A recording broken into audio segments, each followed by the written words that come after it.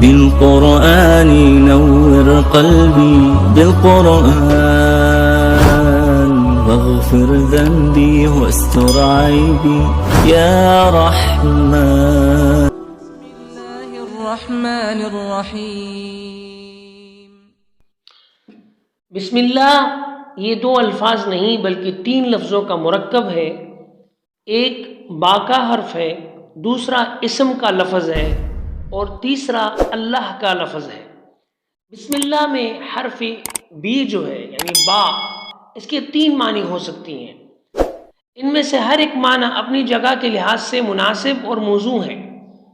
پہلا معنی با کا یعنی بی کا پہلا معنی اتصال اور مصاحبت کا ہے، مطلب کسی بھی چیز کا کسی بھی چیز سے جڑنا.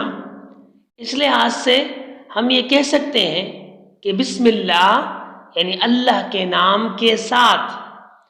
بی کا دوسرا معنی ہے امداد اور استعانت، مطلب کسی سے مدد لینا یا مدد مانگنا یعنی مدد طلب کرنا.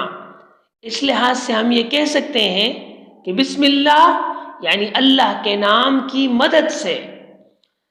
تیسرا بی کا معنی ہے تبرک. تبرک کے معنی میں آتا ہے اور اس کا مطلب ہے کسی بھی چیز سے برکت حاصل کرنا. اس لحاظ سے ہم یہ کہہ سکتے ہیں بسم اللہ یعنی اللہ کے نام کی برکت سے. اب اگر ہم غور کریں تو ہم نے کچھ ادھوری باتیں کی ہیں، جیسے بسم اللہ یعنی اللہ کے نام کے ساتھ، اللہ کے نام کی مدد سے، اللہ کے نام کی برکت سے. تو کیا چیز ہے جو ہم اللہ کے نام کے ساتھ کرنا چاہتے ہیں، اللہ کے نام کی مدد سے کرنا چاہتے ہیں، اللہ کے نام کی برکت سے کرنا چاہتے ہیں؟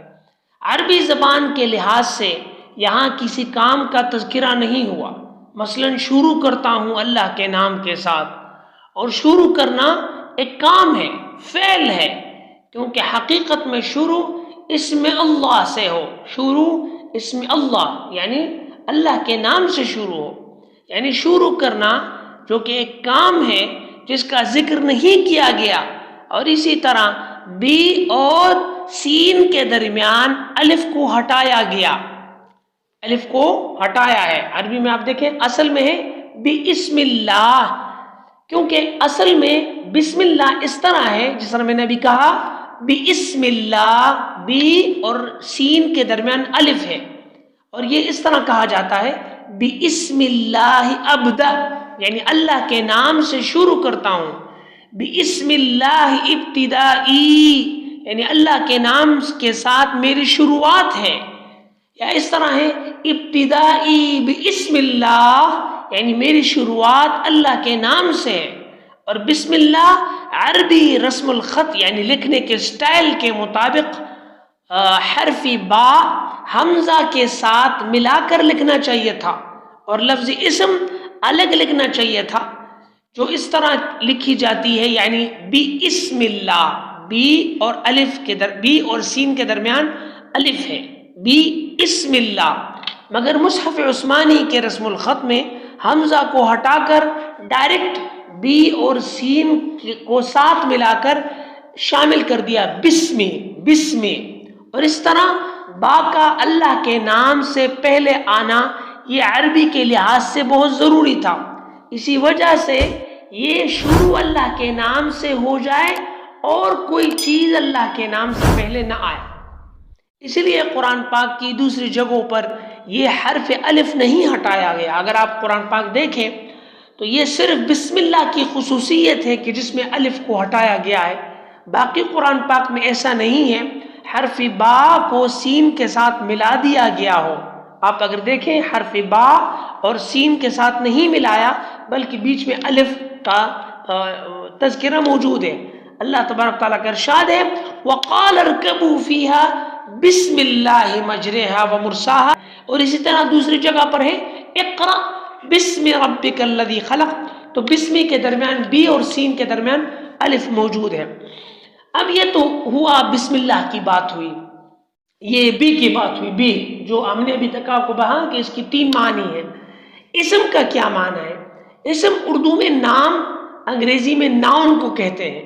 یعنی اسم وہ لفظ ہے جو اپنا معنی خود بتائے اور بغیر کسی تشریح کے اور تفصیل کے سمجھ میں آئے، اور اس میں کوئی زمانہ بھی نہ پایا جاتا ہو، یعنی گزرا ہوا کل اور آج اور آنے والا کل، یا کسی ذات، کسی ہستی، کسی جگہ، کسی شخص یا کسی چیز کا نام ہو، وہ اسم کہلاتا ہے۔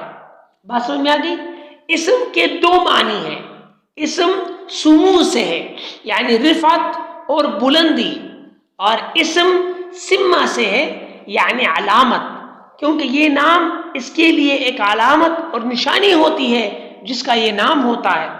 آگے آتا ہے اللہ۔ اللہ لفظ الجلالہ ہے۔ اللہ الہ تھا، الف لام داخل کیا، الالہ بن گیا۔ الالہ بیچ میں سے ہم نے حمزہ ہٹایا تو کیا بن گیا؟ اللہ۔ کیا بن گیا؟ اللہ۔ اللہ عربی زبان کا لفظ ہے، اور لفظ اللہ نامی ہے، یہ سچے رب کا اسم ذات ہے، یعنی ذاتی نام ہے۔ اللہ تعالی کے ناموں میں سے سب سے بڑا اور سب سے جامع نام ہے، اور اس سے اسم اعظم بھی کہتے ہیں، اور یہ نام اللہ تعالیٰ کے لیے خاص ہے، کوئی اور ذات اس نام سے منسوب و موسوم نہیں ہے، یعنی اس کے سوا کسی اور کے لیے یہ نام نہیں ہو سکتا۔ لفظ اللہ کا تثنیہ یعنی دو اور جمع ہے ہی نہیں، کیونکہ اللہ تعالیٰ یکتا ہے، اکیلا ہے، اور ایسا ایک ہے جس کا دو نہیں، اور اس کا کوئی شریک بھی نہیں۔ اور یہ نام اس لیے جامع ہے کہ اللہ تعالیٰ کے باقی تمام اسماء الحسنہ اس کے ساتھ آتے ہیں، یعنی الرحمن، الرحیم، السمیع، العلیم، القہار، الغفار، الودود، القوی، الملک اور دیگر نام، یہ سارے اللہ کے ناموں میں سے ہیں، نہ کہ اللہ الرحمن کے ناموں میں سے۔ آپ نے کبھی یہ نہیں سنا کہ اللہ جو ہے وہ الرحمن کے ناموں میں سے ہے یا اللہ الرحیم کے ناموں میں سے، بلکہ یہ کہا جاتا ہے کہ الرحمن اللہ کے ناموں میں سے ہے، الرحیم اللہ کے ناموں میں سے ہے، السمیع، العلیم یہ اللہ کے ناموں میں سے ہے۔ اللہ تبارک و تعالیٰ فرماتے ہیں وَلِلَّهِ الْأَسْمَاءُ الْحُسْنَى، اور سب سے اچھے نام اللہ ہی کے ہیں۔ اسی طرح حضرت ابو ہریرہ رضی اللہ تعالی عنہ سے روایت ہے کہ رسول اللہ صلی اللہ علیہ وسلم نے فرمایا ان للہ 99 اسما، یعنی اللہ تعالیٰ کے 99 نام ہیں۔ یہاں یہ نہیں کہا گیا کہ رحمان یا رحیم کے 99 نام ہیں، بلکہ یہ فرمایا کہ اللہ کے 99 نام ہیں، اللہ کے نام ہیں۔ خلاصہ یہ کہ لفظ اللہ نام ہے اس ذات کا جو موجود حق، واجب الوجود، معبود حقیقی، اور تمام صفات کمال اور کمالات الکمال کی جامع اور صفات ربوبیت کے ساتھ متصف ہے، اور تمام کے تمام نقائص و عیوب اور ہر قسم کی کمیوں سے پاک ہے، بے نیاز ہے، بے مثال ہے، بے مثل ہے۔ اللہ تبارک و تعالی ہر چیز پر قادر ہے، وہ تمام کائنات کا ہمیشہ سے ہمیشہ تک مالک اور حاکم کل ہے، وہ ہر وجود پذیر چیز کا خالق و مالک ہے۔ اللہ تعالی ہر چیز پر قادر ہے، وہ تمام کائنات کا ہمیشہ سے ہمیشہ مالک تھا، ہے اور رہے گا۔ وہ ہر چیز پر اس کی مکمل قدرت ہے، مطلق العنان ہے، وہ ہے، تھا اور ہمیشہ کے لیے رہے گا، ازل سے ہے، ابد تک رہے گا۔ اس کی نہ کوئی ابتدا ہے نہ انتہا ہے، وہ خود اول ہے، خود آخر ہے، وہ کسی کا محتاج ہی نہیں، اس کو کسی نے نہیں پیدا کیا اور نہ ہی اس سے کوئی پیدا ہوا، یعنی اللہ تبارک و تعالی کا کوئی والد یا باپ یا والدہ نہیں ہے، اور نہ ہی وہ کسی کا والد ہے نہ کسی کا باپ ہے، یعنی اس کا کوئی بیٹا نہیں ہے۔ اللہ تبارک و تعالی اس ہستی کا نام ہے جس نے انسانوں کے لیے تمام زمین و آسمان، سیارے اور چاند، سورج و ستارے اور جو نظام اس دنیا کے اندر موجود ہے وہ بنایا ہے۔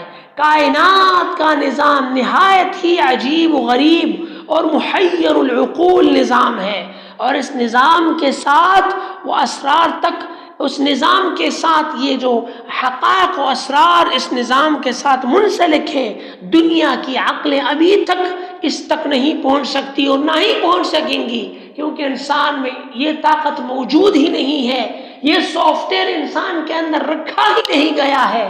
حق تعالی جل جلالہ وجل ذکرہ وعظم شانہ نے اس کائنات کو اس انداز کے ساتھ بنایا کہ اس کا نام اللہ ہے وحدہ لا شریک لہ، الرحمن الرحیم۔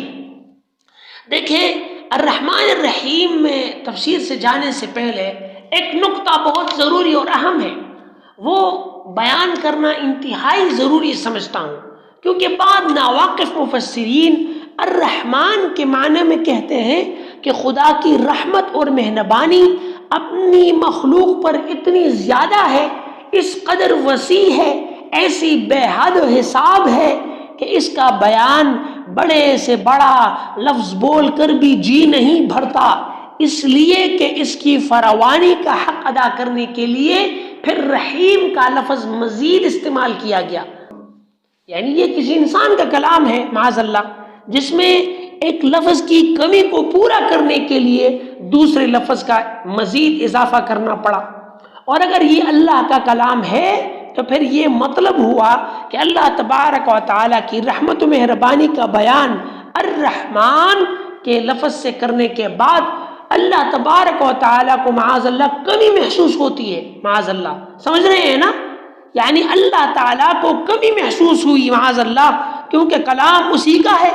یعنی الرحمن کے لفظ سے اللہ تعالیٰ کی رحمت کی فراوانی کا حق ادا نہیں ہوا، یعنی اللہ تعالیٰ نے حق ادا نہیں کیا معاذ اللہ، پھر اس کی کمی کو پورا کرنے کے لیے اللہ تبارک و تعالیٰ نے لفظ الرحیم کا مزید اضافہ کیا معاذ اللہ، مطلب الرحیم کہہ کر اللہ تعالیٰ کی رحمت و مہربانی کا حق ادا کر دیا والعیاذ باللہ۔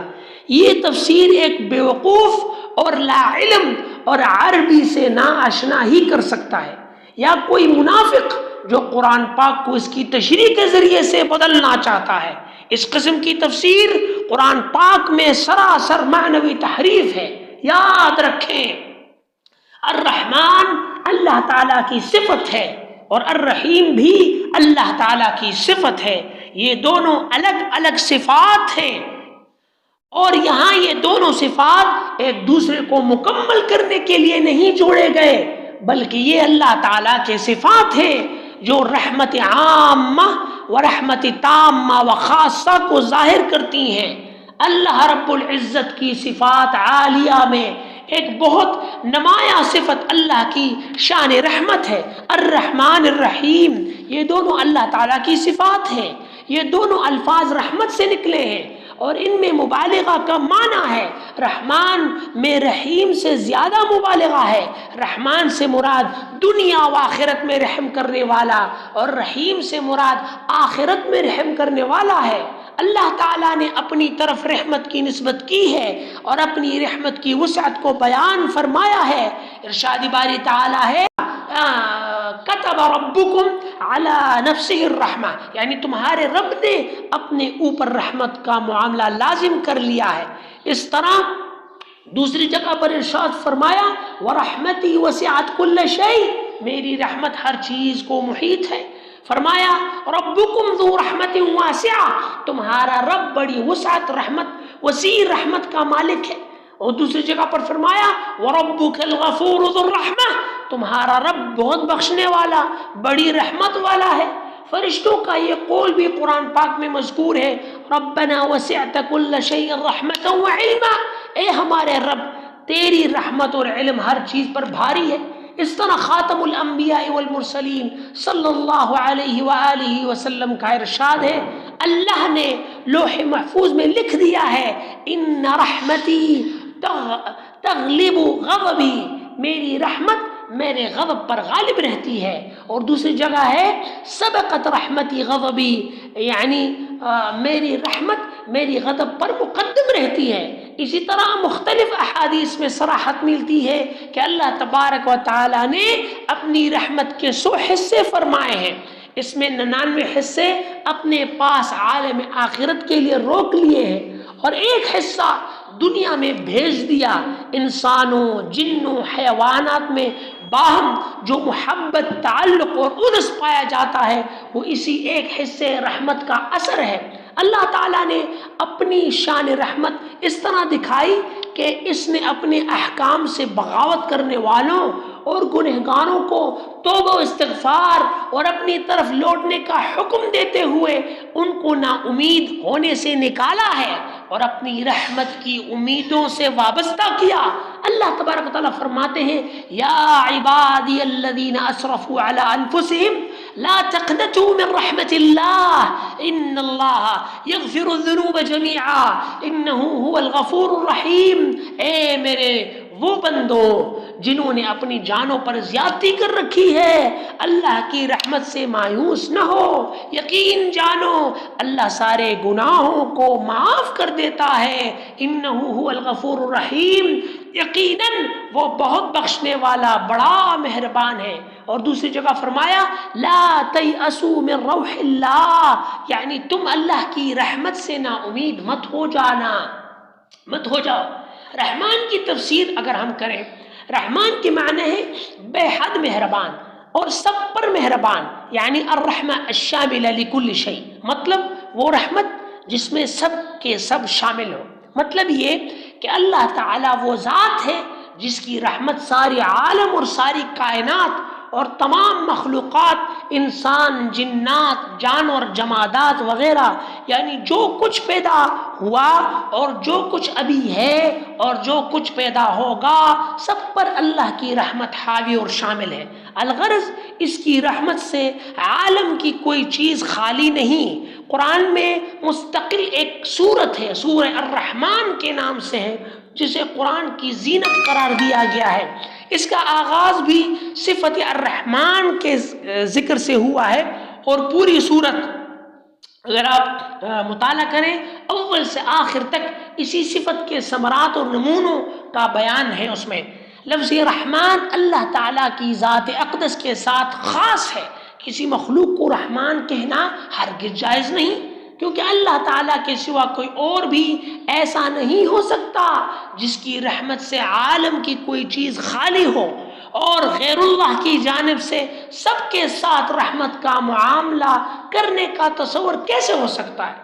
اس لیے جس طرح اللہ کا لفظ ہے، لفظ اللہ کا جمع اور تثنیہ نہیں آتا، اسی طرح لفظ الرحمن کا بھی جمع اور تثنیہ نہیں ہوتا، کیونکہ وہ ایک ہی ذات اقدس کے ساتھ مخصوص ہے، دوسرے اور تیسرے کا وہاں احتمال و امکان اور گنجائش ہے ہی نہیں۔ رحیم کے معنی ہے، اگر ہم دیکھیں رحیم کے معنی ہے نہایت شفیق و مہربان، نہایت رحم کرنے والا، خصوصی رحمت والا، جو مؤمنین پر آخرت میں ہوگی، یعنی کامل اور مکمل رحمت، پوری رحمت کا معاملہ کرنے والا۔ لفظ رحمان کے مقابلے میں لفظ رحیم مخلوق کے لیے بھی استعمال ہو سکتا ہے، کیونکہ اس کے معنی میں کوئی ایسی چیز نہیں جس کا پایا جانا مخلوق میں ناممکن ہو، کیونکہ یہ ہو سکتا ہے کہ کوئی شخص کسی شخص پر پوری رحمت کا معاملہ کرے۔